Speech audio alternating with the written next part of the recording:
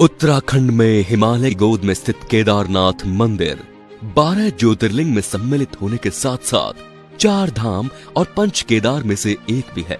यहाँ के मुश्किल मौसम की वजह से ये मंदिर अप्रैल से नवंबर महीने के बीच ही खुलता है। कत्यूरी शैली से बने पत्थरों के इस मंदिर के बारे में कहा जाता है कि इसका निर्माण पांडव वंश के राजा जन्मोजय ने करवाया था।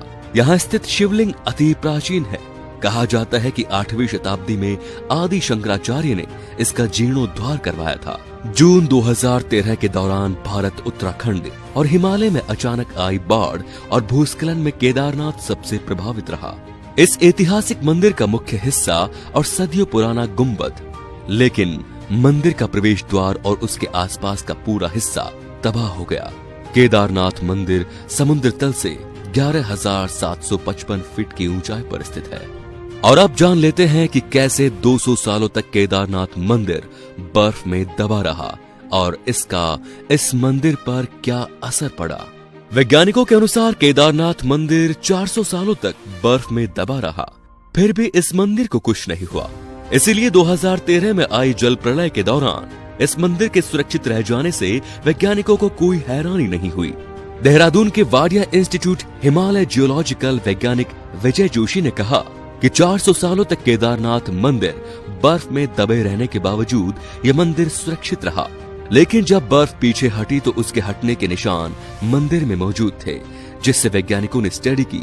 उसी के आधार पर यह पता चला कि यह मंदिर 400 सालों तक बर्फ में दबा रहा होगा।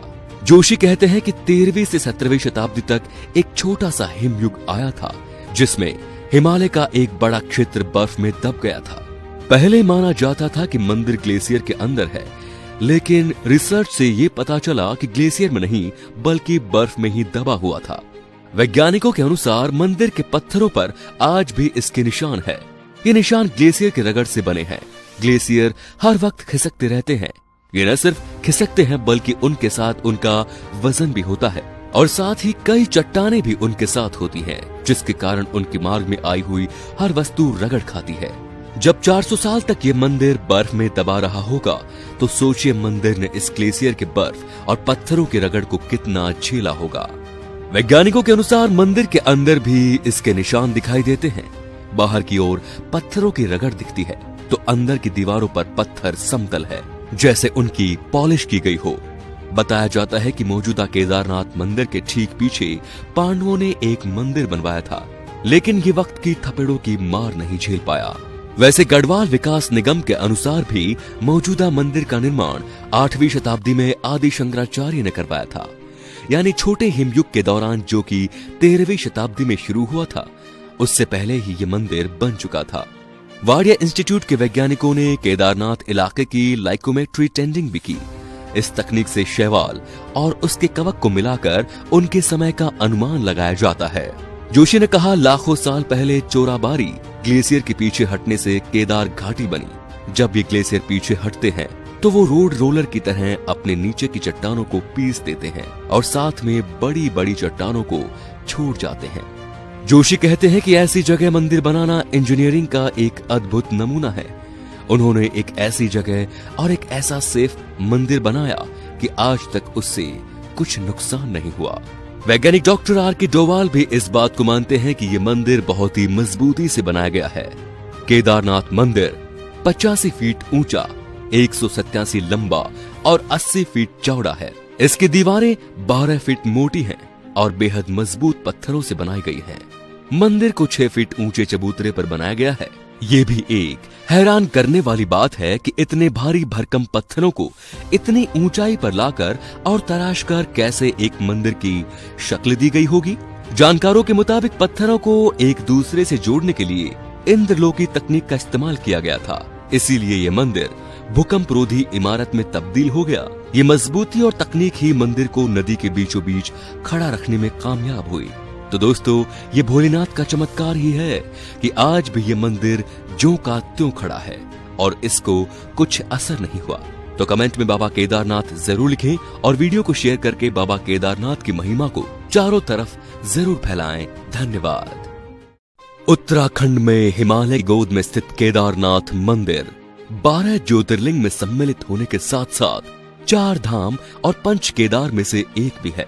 यहाँ के मुश्किल मौसम की वजह से ये मंदिर अप्रैल से नवंबर महीने के बीच ही खुलता है। कत्यूरी शैली से बने पत्थरों के इस मंदिर के बारे में कहा जाता है कि इसका निर्माण पांडव वंश के राजा जन्मोजय ने करवाया था। यहाँ स्थित शिवलिंग अति प्राचीन है। कहा जाता है कि 8वीं शताब्दी में आदि शंकराचार्य ने इसका जीर्णोद्धार करवाया था।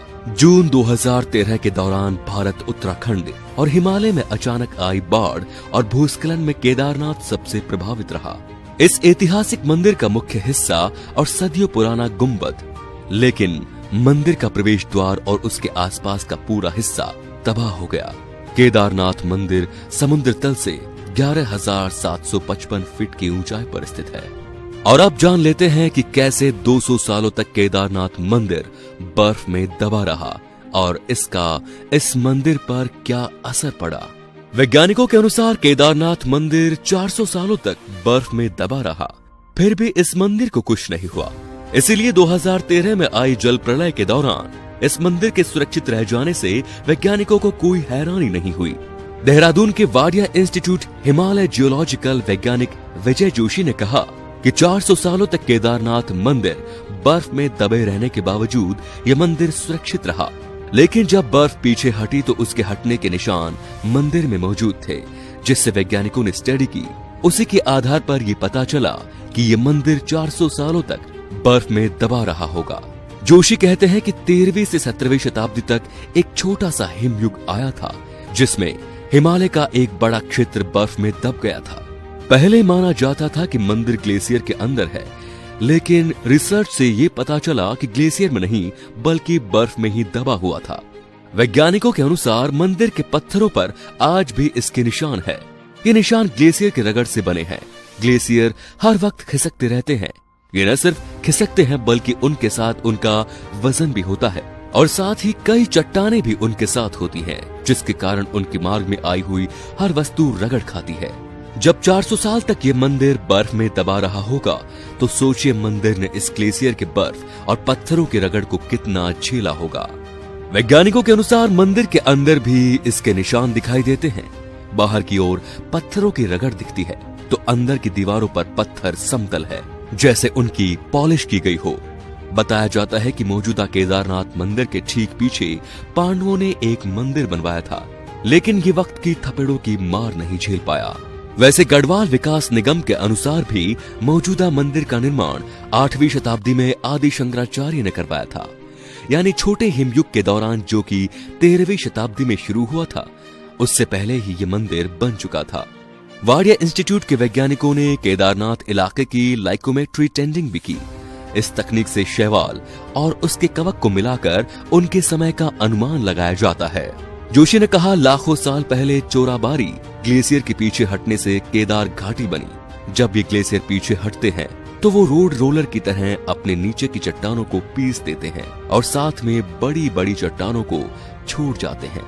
जोशी कहते हैं कि ऐसी जगह मंदिर बनाना इंजीनियरिंग का एक अद्भुत नमूना है।